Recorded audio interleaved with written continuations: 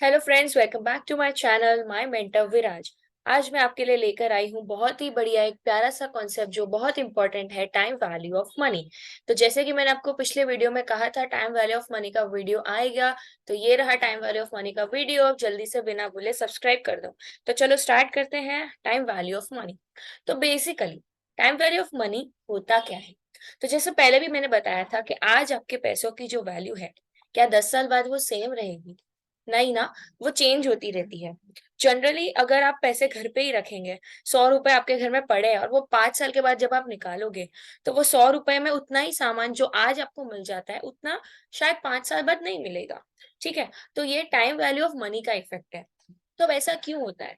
क्योंकि इकोनॉमी में बहुत सारे फैक्टर्स हैं, इंटरेस्ट है, इन्फ्लेशन है, इकोनॉमी ग्रो करे है, और भी बहुत सारे फैक्टर्स हैं जिसकी वजह से मनी का वैल्यू है जो डाउन भी जा सकता है, अप भी जा सकता है। तो अब अप कैसे जा सकता है? तो जैसे कि अगर आपने पैसे कहीं इन्वेस्ट कर दिए, 10,000 रुपए आपने बैंक में रख दिए और बैंक आपको 10% इंटरेस्ट दे रही है, तो वो जो इंटरेस्ट है उस पे कंपाउंडिंग फैक्टर काम करेगा और आपके पैसे बढ़ जाएंगे।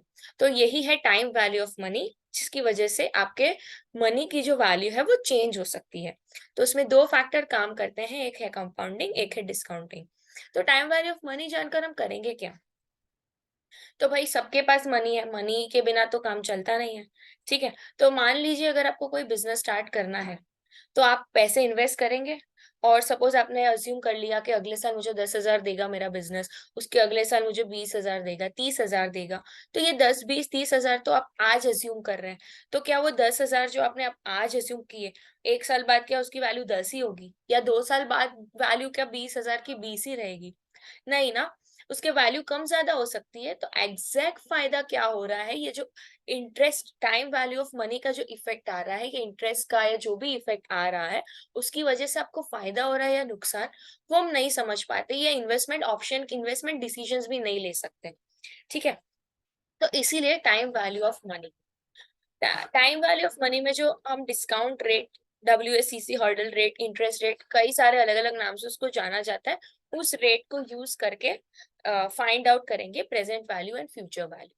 तो जब आप प्रेजेंट वैल्यू फाइंड करते हैं, तो प्रेजेंट वैल्यू डिस्काउंटिंग का इफेक्ट फॉलो करता है और जो फ्यूचर वैल्यू है वो कंपाउंडिंग का इफेक्ट फॉलो करता है। ठीक है? डिस्काउंटिंग मतलब आपकी वैल्यू कम हो जाएगी। ठीक है? अगर आपने आज पैसे जैसे कबर्ड में पड़े रहे और 5 साल बाद तो वो डिस्काउंट वो कम हो जाएंगे। लेकिन अगर वही पैसे आपने बैंक में डाले आज और वो 5 साल बाद आपको मिलेंगे, तो वो वैल्यू बढ़ जाएगी क्योंकि उस पे आपको इंटरेस्ट मिल रहा होगा। तो वो है कंपाउंडिंग इफेक्ट। ज्यादा डिटेल में आगे फॉर्मूला, मोस्ट इंपॉर्टेंट फॉर्मूला आपका जो है रहेगा वो है 1/1 plus R raise to N. ठीक है? अगर डिस्काउंटेड वैल्यू आप फाइंड करना चाहते हैं, तो आप ढूंढेंगे पीवी, यानी प्रेजेंट वैल्यू। प्रेजेंट वैल्यू का फॉर्मूला है future value into 1/1 plus R raise to N. Okay? उसी तरह से अगर आप फ्यूचर वैल्यू ढूंढना चाहते हैं, कंपाउंडेड फैक्टर के लिए फ्यूचर वैल्यू ढूंढना चाहते हैं, तो PV into 1 plus R raise to N. Okay? तो सम्स भी ले लेते हैं, उससे आपको बेटर अंडरस्टैंडिंग आएगी। तो दो सम लिए हैं मैंने, एक प्रेजेंट वैल्यू का, एक फ्यूचर वैल्यू का। तो अब सम में कहीं मेंशन नहीं किया हुआ पीवी है या एफवी है। तो ऐसा कई बार हो सकता है कि आपको पता कैसे चलेगा कि मुझे पीवी फाइंड करना है या एफवी। तो उसका भी एक ट्रिक है, वो मैं आपको सम समझाते समझाते बता देती हूँ। तो फर्स्ट सम देख लेते हैं। What will be the value of ₹1000 deposited in bank today at rate of 10% interest after 2 years? इसका मतलब वो क्या बोलना चाह रहा है कि अगर आज मैं बैंक में 1,000 रुपए डिपॉजिट कर रही हूँ और रेट ऑफ इंटरेस्ट बैंक मुझे 10% दे रही है, तो ये जो 1,000 रुपए जो मैंने आज डाले, वो 2 साल बाद कितने हो जाएंगे? आज डाले मतलब प्रेजेंट वैल्यू आपको दी है 1,000 रुपए। ठीक है? 2 साल बाद कितने होंगे वो आपको पूछ रहा है। इसका मतलब आपको फ्यूचर वैल्यू ढूंढनी है। सिंपल। तो और दूसरा सम क्या कह रहा है? 10,000 की वैल्यू क्या होगी जो मुझे 5 साल बाद एक प्रोजेक्ट में इन्वेस्ट करने हैं? मतलब 5 साल बाद मैं 10,000 इन्वेस्ट करूंगी, इन्होंने ऑलरेडी मुझे बता दिया फ्यूचर वैल्यू 10,000 है।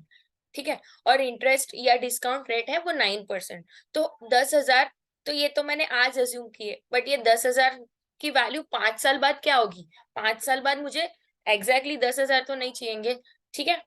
तो ये 10,000 अगर मैं आज रखती हूँ सपोज, तो वो 5 साल बाद कितने हो जाएंगे? 5 साल बाद तो ये फ्यूचर वैल्यू ढूंढने को, फ्यूचर वैल्यू इन्होंने आपको दी हुई है और वो present value of this future money ढूंढने को बोल रहा है कि ये 5 साल बाद जो 10,000 है, जो फ्यूचर वैल्यू है 10,000, उसकी वैल्यू क्या हो जाएगी 5 साल बाद तक। Okay, solution. तो सबसे पहले पहला सम जो था फ्यूचर वैल्यू ढूंढने को कहा था। फ्यूचर वैल्यू की अगर आप फॉर्मूला याद करें तो present value into 1 + r raise to n।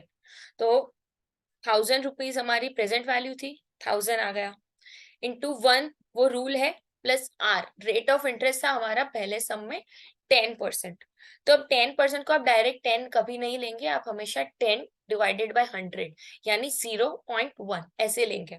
So 1 + 0.1 raise to 2, power 2 क्यों आई?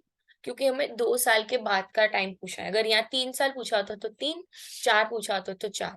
ओके, सो 1,000 इंटू 1 + 0.1 का स्क्वायर, यानी 1,000 इंटू 1.1 का square, which is 1,000 into 1.21।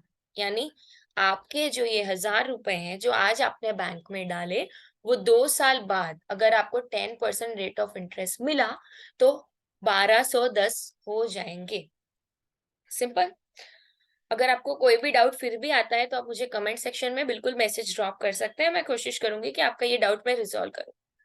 Next sum था हमारा प्रेजेंट वैल्यू ढूंढने का। फ्यूचर वैल्यू उन्होंने हमको दे दी थी, उन्होंने बोला था कि आज से 5 साल बाद मुझे 10,000 रुपए डालने हैं एक प्रोजेक्ट में। तो फ्यूचर वैल्यू 10,000 उन्होंने दे दी है, हमको ढूंढनी है प्रेजेंट वैल्यू कि ये जो 10,000 है अगर आज मैंने कवर्ड में रख दिए मुझे को 5 साल बाद किसी एक प्रोजेक्ट में डालने के लिए, तो वो 10,000 क्या 10,000 रहेंगे उस टाइम पे? तो 10,000 मेरे को चाहिए कब? फ्यूचर में, इसलिए फ्यूचर वैल्यू। तो फ्यूचर पीवी का फॉर्मूला था फ्यूचर वैल्यू इंटू 1/1 + r/n। तो 10,000, ठीक है, रेट ऑफ इंटरेस्ट था 9%। अब आप हमेशा कैलसी पे ये कर लीजिएगा क्योंकि बहुत बार बच्चों से मिस्टेक होती ही है, वो 0.9 लिख के आ जाएंगे। ठीक है, लेकिन जब 9% को आप 100 से डिवाइड करेंगे तो 0.09 आएगा। तो इतना आप ध्यान रखिएगा हमेशा। अगर आपको डाउट हो तो कैलसी यूज कर लीजिएगा, डाउट नहीं भी हो तो एक बार कैलसी यूज कर लेना इज बेटर ऑप्शन। सो 1/1 + 0.09, और हमारे साल कितने थे? 5। Okay, so 1/1 + 0.09 raise to 5।